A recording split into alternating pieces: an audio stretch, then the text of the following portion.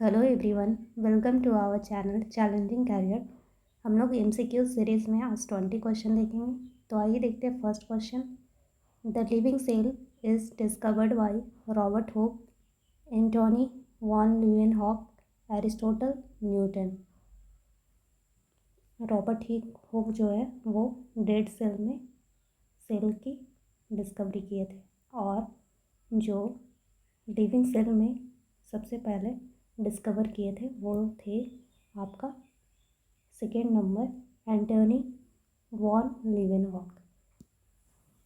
Second number, which of the following chemical is used for staining nucleus of the cell.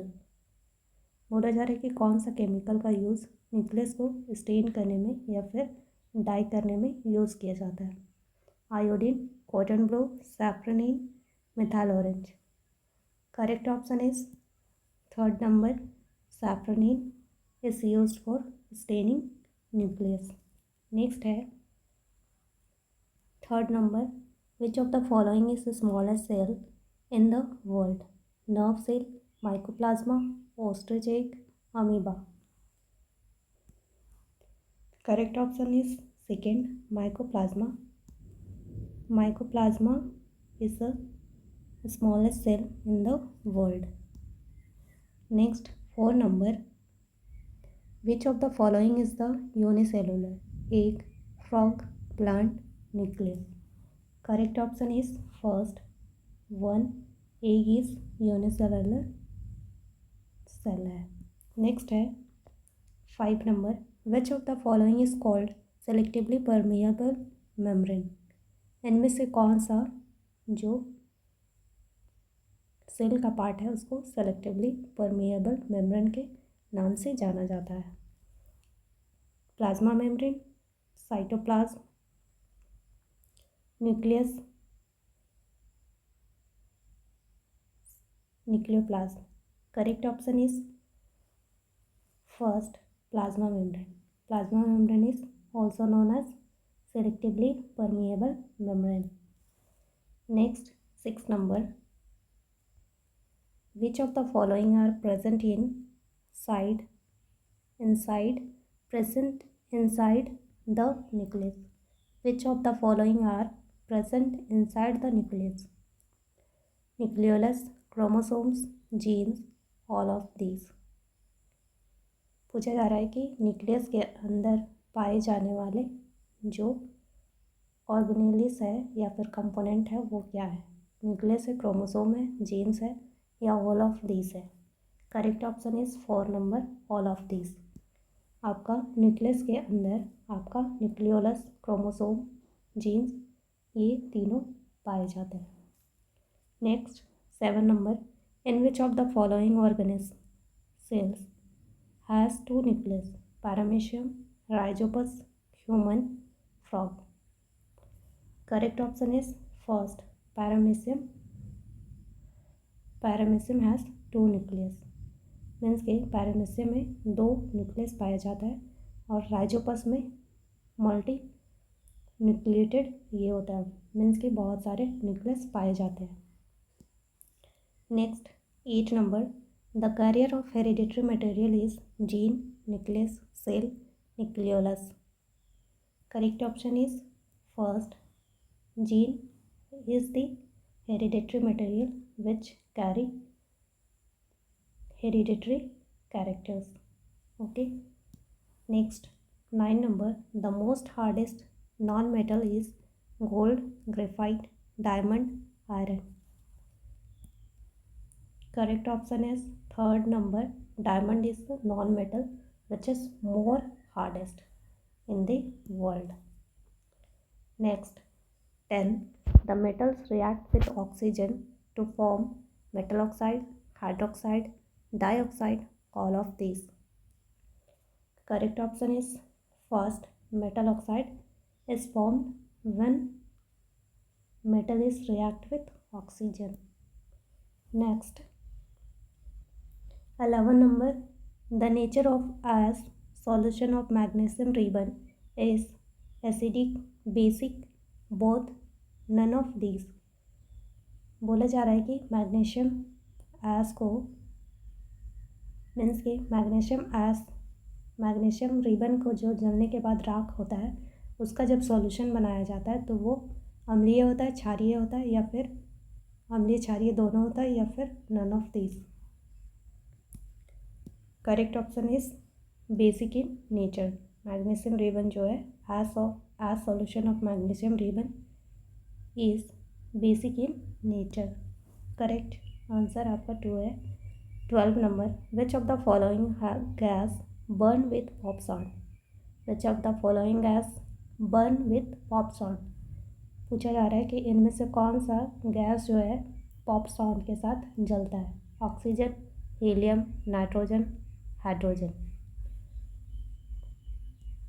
Correct option is hydrogen gas pop sound के साथ burn होता है, means कि जलता है। Next है 13 number, the metals like lead, aluminium, zinc don't react with acid, base, both, none of these. Correct option is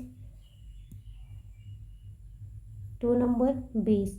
base के साथ ये रिएक्ट, एल्युमिनियम, लेड और जिंक रिएक्ट नहीं करते हैं। नेक्स्ट है 14 number, which of the following metal is used in making crackers. इनमें से कौन सा मेटल जो है क्रैकर्स को बनाने में यूज़ किया जाता है। Magnesium, phosphorus, sodium, sulphur. Correct option is first number, magnesium is used for making crackers. Next 15 number, which of the following gas is used for keeping organ alive.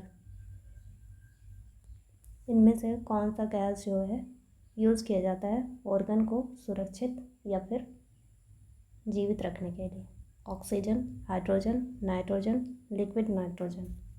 Correct option is 4 number, liquid nitrogen is used for keeping organ alive in laboratory या फिर organ bank. Okay. Next 16 number, the gas which is used to fill electric tube light is helium, neon, argon, chlorine. पूछा जा रहा है कि वह कौन सा गैस है जिसको हम लोग इलेक्ट्रिक ट्यूबलाइट में फिल करने के लिए यूज़ करते हैं। Correct option is second number, neon is the gas which is used to fill electric tube light. Okay. Next है 17 number, which of the following metal is used for getting steel like shine. पूछा जा रहा है कि इनमें से कौन सा मेटल है जिसको यूज़ किया जाता है स्टील के जैसे चमक वाली चीज़ों को बनाने के लिए या फिर चमकीला मेटल के रूप में दिखाने के लिए। Iron, zinc, aluminium, chromium. Correct option is 4 number, chromium is used for getting steel like shine. Okay. Next 18 number, which of the following hormone is first discovered. पूछा जा रहा है कि इनमें से कौन सा हार्मोन जो है सबसे पहले डिस्कवर्ड किया गया था, खोजा गया था। Testosterone, estrogen, secretin, insulin. Correct option is 3rd number, secretin is the first discovered hormone. Next 19 question, second last question, which of the following force is always zero. पूछा जा रहा है कि कौन सा फोर्स जो है हमेशा जीरो होता है। Frictional force, gravitational force, balance force, unbalanced force. Correct option is balanced force. Balanced force में मीन्स कि उसमें जो भी बल लगता है वो हमेशा इक्वल लगता है। फॉर एग्जांपल, अगर हम फ्रिक्शनल फोर्स लगाते हैं किसी चीज़ को पुश करने के लिए या फिर उसको मोशन दिलाने के लिए, तो सरफेस जो फॉर एग्जांपल बॉक्स को हम लोग सरफेस में रख के उसको अगर पुश करते हैं तो जो जिस सतह पे है वो फर्श और बॉक्स की सतह दोनों एक दूसरे को इक्वल अमाउंट में फोर्स जब लगता है, फ्रिक्शनल फोर्स और जो हम पुश कर रहे हैं वो फोर्स, दोनों का फोर्स जब इक्वल होता है तो उस प्रकार के फोर्स को हम लोग बैलेंस फोर्स कहते हैं। तो वो जो हमारा बॉक्स है, जब इक्वल फोर्स लगेगा तो वो जहाँ के वहीं रहेगा, वो कोई मूवमेंट शो नहीं करेगा या फिर कोई भी मोशन उसमें नहीं आएगा। तो इस प्रकार के फोर्स को बैलेंस्ड फोर्स कहते हैं और ये हमेशा इक्वल होता है। Correct. Third number is correct for 19 question. Next last question 20 question. Which of the following substance is auto ignition in room temperature. पूछा जा रहा है कि इनमें से कौन सा सब्सटेंस जो है वो स्वतः जलनशील है in room temperature. Room temperature में ही वो स्वतः जलनशील है, मीन्स कि रूम में ही रखा वो खुद से जल सकता है। Phosphorus, magnesium, coal, chlorine. Correct option is first, phosphorus is the substance which is auto ignition in room temperature. अब हमारा 20 क्वेश्चन समाप्त होता है।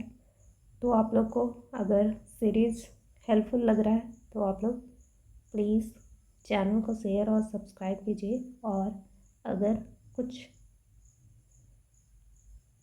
ये क्लासेस में इम्प्रूवमेंट चाहिए तो आप लोग प्लीज़ कमेंट बॉक्स में कमेंट के थ्रू आप लोग सजेस्ट कर सकते हैं, एडवाइस दे सकते हैं कि इसमें और क्या इम्प्रूवमेंट है करना है, तो मैं उस चीज़ को इम्प्रूव करने की पूरी तरह से कोशिश करूँगी।